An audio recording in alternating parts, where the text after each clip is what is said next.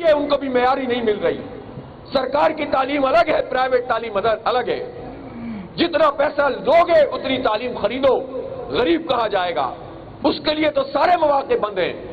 Medical की तालीम government sector में भी महंगी हो गई है, प्राइवेट सेक्टर को 1.5, 2 करोड़, 1.25 करोड़ में डॉक्टर बनाता है। क्या हाल होगा फिर इस कौम का? कितने लोग पढ़ पाएंगे?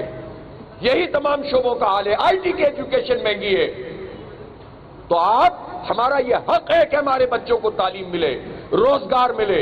हमारा ये हक है कि हमें बिजली सस्ती मिले। हम इन आईपीपीस को नहीं पाल सकते, लिहाजा इस बड़ी तहरीक का आप साथ दीजिए हमारे लिए।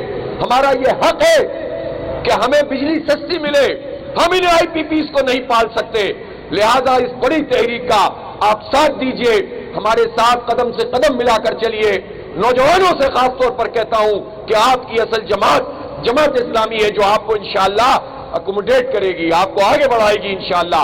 हम तो बगैर किसी इख्तियार के, हुकूमत तो हमारे पास नहीं है, लेकिन अभी भी हम बनो काबिल प्रोग्राम के तहत हजारों बच्चों को जो है वो फ्री आईटी की एजुकेशन दे रहे हैं। पेशावर में वो टेस्ट हुआ था, फिर इंटरव्यूज चल रहे हैं, और अब उसके बाद इनकी क्लासेस में इंशाअल्लाह ये हजारों बच्चे पढ़ेंगे, बच्चे और बच्चियां हमारी फ्री पढ़ेंगे इंशाअल्लाह।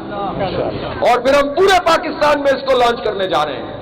हम बगैर इख्तियार के ये काम कर रहे हैं, लेकिन हम ये पूछना चाहते हैं कि जिनकी हुकूमत ने इतने तवील अरसे से मौजूद हैं, वो क्या कर रही है? क्यों पुलिस को बाइख्तियार नहीं बनाया गया? क्यों पुलिस को एम्पावर नहीं किया गया? क्यों उनको इख्तियारात नहीं दिए गए?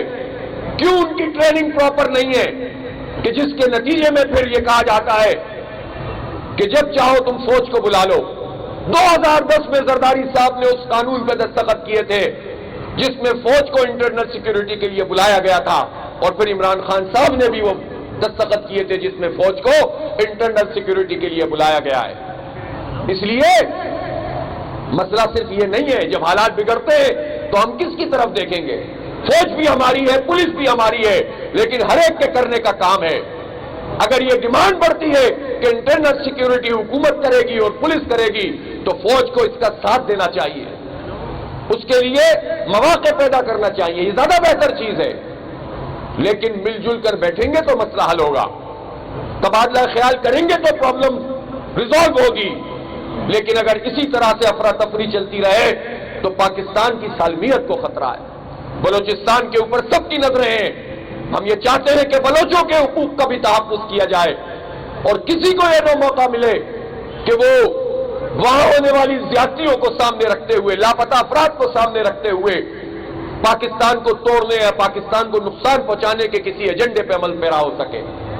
लिहाजा मेरे भाइयों और दोस्तों, आइए हम मिलकर इस जिद्दोजहद को आगे बढ़ाते हैं। दीन इस्लाम के निजाम की जिद्दोजहद, पाकिस्तान के इस्तेहकाम की जिद्दोजहद, अवाम के हुकूक और उसकी बहाली की तहरीक, और अपने नौजवानों को बाइख्तियार बनाने, उम्मीद का चिराग जलाने की तहरीक। मायूस नहीं होना, उम्मीद और यकीन से हमकिनार रहना।